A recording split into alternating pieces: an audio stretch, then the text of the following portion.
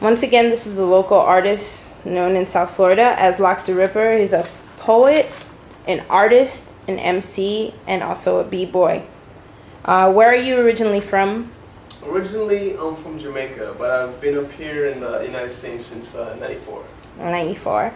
And when did you discover your love for art, and who were your biggest influences?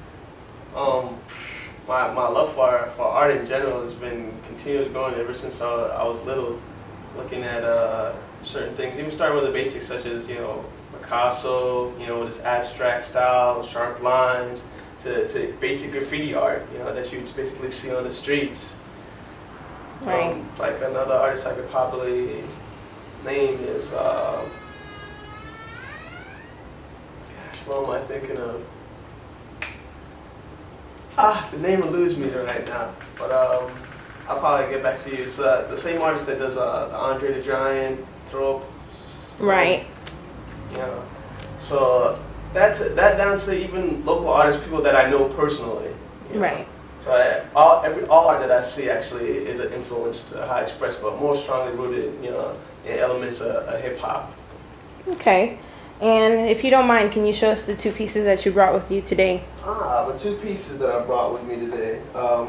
Like I said, my work is strongly influenced by hip hop. So, say for instance, the b-boy pieces, you can see a lot of defined lines around the b-boy, grime as far as the graph, like graph culture goes. And this other piece is called Loudness of Silence, and the same thing.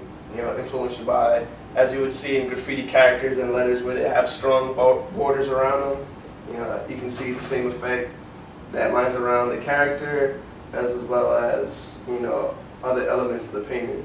But the thing that's unique about these pieces is that there's a technique that I developed called the light of truth, that when you actually place light to the painting, it reveals a whole other image.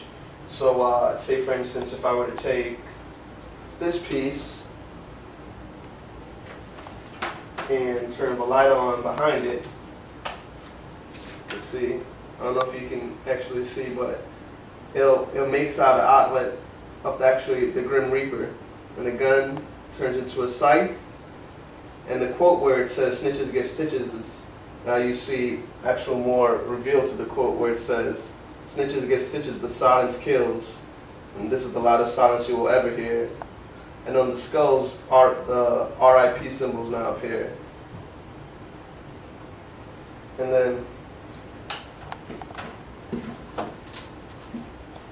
as far as this one is called B-Boy Breakdown, because the light actually reveals an anatomical breakdown of the B-Boy as far as the skeletal structure goes. And like I said, strongly influenced by urban street art culture, so you'll see the words funky fresh appear in each corner. Then in the same, distinct border shaped lines format. And you got symbols of, music in the head and on both feet to say pretty much that, the rhythm of music. You have the music that puts the rhythm in your head, and you pretty much follow it with your feet. And then the Adidas sign for the heart, because Adidas has been very strong influence in breakdance and hip hop culture for a very long time.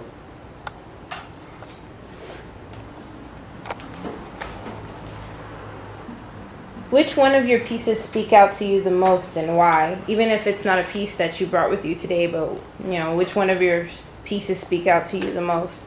A piece that speaks out to me the most is a piece actually called Freedom, but it's not freedom as spelled the regular way it's spelled. It's FREEDUMB, and what it actually portrays is a guy that's holding up a big giant gold chain, and he's got a bag of money next to him, and then to the other side of him he's got a gun, a syringe with drugs, and while he's holding up, flashing, the big chain and all the money that he actually has next to him, there's a cop car actually that's pulled up behind him in the image, and it shows a cop actually pointing a gun at him. So it kind of like the message is that even though you're out of jail, it doesn't necessarily mean that you're free. All right?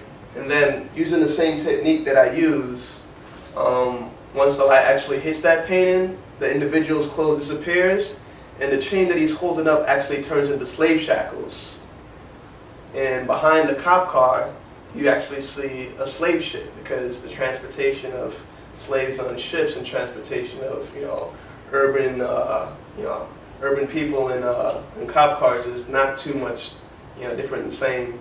And it breaks down into a lot more, like in the graphics it has like money flashed in the background, and when you look on one of the bills, it transforms and it becomes bloodstained, and it says the price of ice, because a lot of diamonds and everything that everybody flush that like the flaunt might actually be manufactured do blood diamonds in Africa to actually fuel the culture of genocide and what takes place over there.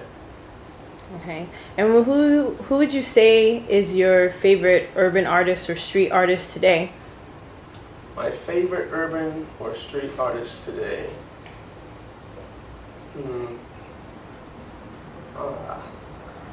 It's like I said, it's kind of hard to narrow it down when there are just so many different influences, because everything I see kind of partakes into what I do.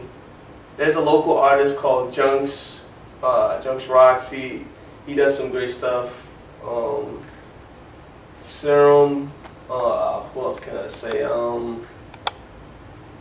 But like I look more towards things. Like I said, modern stuff influences me, but I'm very, I guess you could probably say old school or whatever, in my roots. So there's a lot of stuff that were more so on the come up pioneering that I look for that influenced me, as far as certain characters, like the first person that do bubble letters, or whether it be the first person in graph that did their shapes were arrows, and each perspective is something that I try to take a little bit of. So I can't really narrow it down on one particular artist, because I try to combine the best aspects of each one that I actually see to try to push forward, and what I do, so I can have my own, original spin.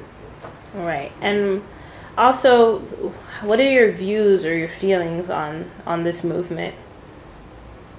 It's honest expression, really, as far as people getting out there and creating art. Like a dancer expresses himself through dance, whether it be break dancing or a tap or just regular street dance, and that's the way that they use their outlet to express themselves. And they have a format in which they grow and try to push and test their limits to see what they can create. And you can pretty much take that same concept and apply it as far as it applies to art.